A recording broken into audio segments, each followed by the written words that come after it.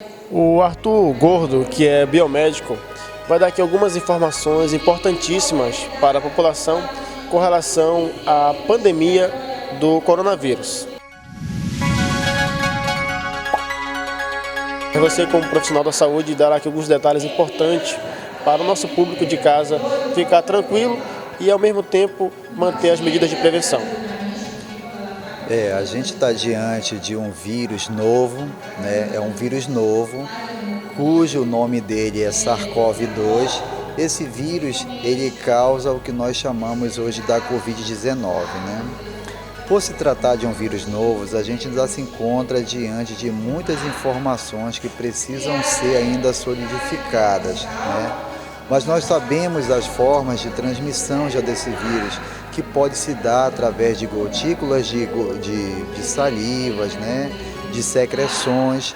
É importante que a gente saiba também que esse vírus ele causa casos de pneumonias graves, uma vez que é um vírus que tem um tropismo maior, ou seja, que ele, uma vez infectando, ele tende a infectar nossas células pulmonares e células do nosso trato respiratório superiores. É importante também a gente ressaltar que esse vírus, ele por apresentar receptor em células cardíacas, muitos dos pacientes não só apresentarão problemas a nível pulmonares, como também apresentarão problemas cardiológicos, bem como outros pacientes também terão problemas renais, uma vez que esse vírus também apresenta receptores para que eles também possam agredir o rim das pessoas. Isso é um grupo de vírus que ele também podem apresentar alguns sintomas a nível gastrointestinal, uma vez que eles também apresentam receptores a nível intestinal, né? Então, é um vírus que uma vez a pessoa infectada, o período de incubação dele pode variar, chegando a ser desde 3 dias até a 14 dias. Porém, isso vai variar de paciente para paciente, uma vez que vai depender do sistema imunológico das pessoas. É muito importante a gente poder ressaltar que os sintomas desse vírus, nós não apresentamos sintomas que possam diferenciar de outros vírus respiratórios que causam o que nós chamamos síndromes gripais, que são aqueles sintomas de febre, tosse, coriza, dor de garganta. Esses sintomas, não existe um sintoma específico para esse vírus para que o médico possa, só através desses sintomas, dizer que o paciente possa estar com esse vírus. Existem diagnósticos laboratoriais, né? Dentre eles, o que está sendo realizado hoje no estado é o diagnóstico chamado de PCR em tempo real, que é um exame ao qual o paciente faz coleta de suave na narina direita, na narina esquerda e até mesmo na orofaringe. Esse material, esses suaves, eles são colocados dentro de um tubo que contém um meio. Esse material ele é colocado a temperatura de 2 a 8 graus Celsius e é encaminhado ao Laboratório Central do Estado, chamado de LACEN, né? Lá é feita a análise, né? Atualmente o LACEN, primeiramente, ele faz um apanhado, tenta fazer a investigação de outros vírus, porque a gente sabe que na comunidade circulam outros vírus comuns que podem gerar gravidades ou até mesmo óbitos na nossa população, né? Esses vírus, dentre eles a gente tem o H1N1, né? O adenovírus e outros vírus. Então esses vírus precisam ser identificados para excluir de que seja o SARS-CoV-2, o vírus da Covid-19, né? Então, o Instituto Evandro Chagas, ele é que faz o diagnóstico do SARS-CoV-2, que é o vírus causador da Covid-19. Quando no painel viral do LACEN dá negativo para esses vírus que são mais comuns, uma alíquota, uma pequena quantidade da amostra que foi coletada do paciente é encaminhada ao Instituto Evandro Chagas.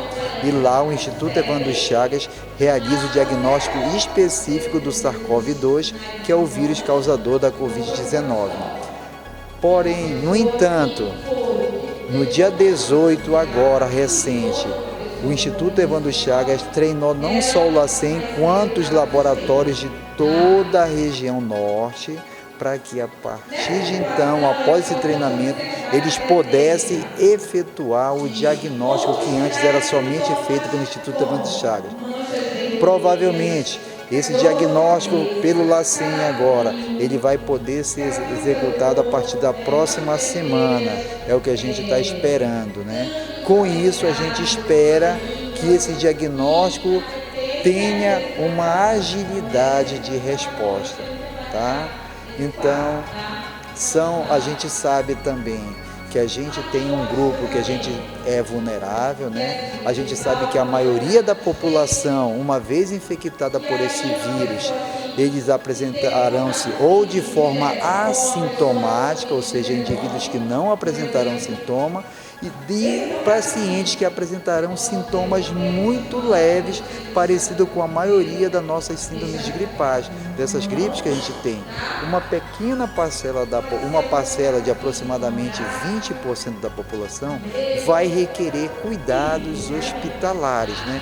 E dentro desse grupo de 20%, um pequeno percentual é que precisará de cuidados muito além, que são aqueles casos de paciente que vai precisar de ventilação mecânica, em UTIs e tudo mais. E a gente acha que aproximadamente, a nível mundial, aproximadamente 2%, 2 a 2,5%, isso varia de paciente para paciente, mas é a média mundial de pacientes que serão levados a óbitos. Esses pacientes que são levados a óbito são aqueles grupos de pacientes que nós chamamos de pacientes que fazem parte de um grau de vulnerabilidade, que a gente sabe que aumentando a idade desses pacientes a partir de 60 anos, à medida que aumenta essa idade, aumenta a maior probabilidade desses pacientes virem a óbito. Mas não basta só que eles tenham a idade. Se a gente for perceber, a maioria desses óbitos, dentro desse grupo que acaba indo a óbito, são grupos de pacientes que não só apresentam uma idade elevada, bem como comorbidade, ou seja, que apresentem outras doenças, ou seja, são pacientes que apresentam complicações cardiológicas que podem estar associadas, dentre elas, a uma pressão elevada, pacientes que apresentam patologias renais, ou seja, aqueles pacientes renais crônicos. Nós podemos ter dentro desse grupo também pacientes que já apresentavam um problema pulmonar pré-existentes, né? Pacientes diabéticos descompensados que não apresentam um controle. Então, esse grupo geralmente são um grupo de pacientes que vão ser mais acometidos nessas formas mais graves, né, dentro dessa faixa etária. É por isso que se trabalha no sentido de tentar fazer com que essas pacientes se mantenham em ambientes onde elas não possam ser infectadas pelos riscos que ela corre maior, sobrecarregando o sistema de saúde, né? É muito importante lembrar que as crianças, embora a maioria delas demonstre-se pelas situações que ocorreram na China, elas não apresentem gravidades para a doença, mas elas possam ser uma fonte importante de fazer com que esse vírus possa chegar até essa população vulnerável. É importante também a população saber que até o momento não há uma vacina, mas há indícios de que já há vacina em teste, mas a gente sabe que para que uma vacina seja aprovada e a população tenha acesso, ela precisa passar por estudos de fase 1, estudos de fase 2, para que ela seja disponibilizada à população. E com isso, provavelmente nós não teremos uma vacina com menos de 12 meses. Se elas vierem, elas serão num período de 12 a 18 meses. Então, se aquela nossa população vulnerável não foi infectada, que é o risco delas me desenvolver, essa população vulnerável ela vai ser contemplada e vai ser imunizada por esse vírus, né?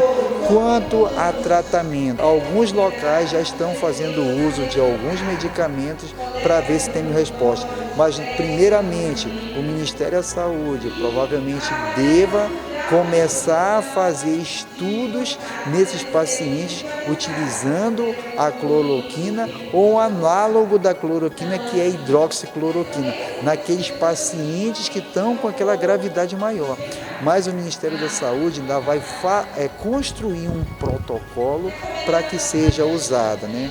Então, até com isso, com essas informações que foram geradas sobre a cloroquina, que é o medicamento que é utilizado no tratamento da malária, as pessoas acabaram fazendo a aquisição, que a população não faça uso, porque você vai necessitar o quê? Fazer ajustes nessa dose, e esse protocolo vai ser elaborado inicialmente para esses pacientes que não têm perspectiva de tratamento, são pacientes com agravamento muito sério, né? Então, diante disso, a gente quer informar que as medidas não farmacológicas são medidas importantíssimas para a população, que são aquelas medidas: lavar a mão com água e sabão, fazer a etiqueta respiratória, ao tossir, proteger essa tosse, né, aqui no braço, ou até mesmo no papel toalha, para evitar a disseminação do vírus, né? Na ausência de água e sabão, fazer o uso do álcool gel a 70%, né?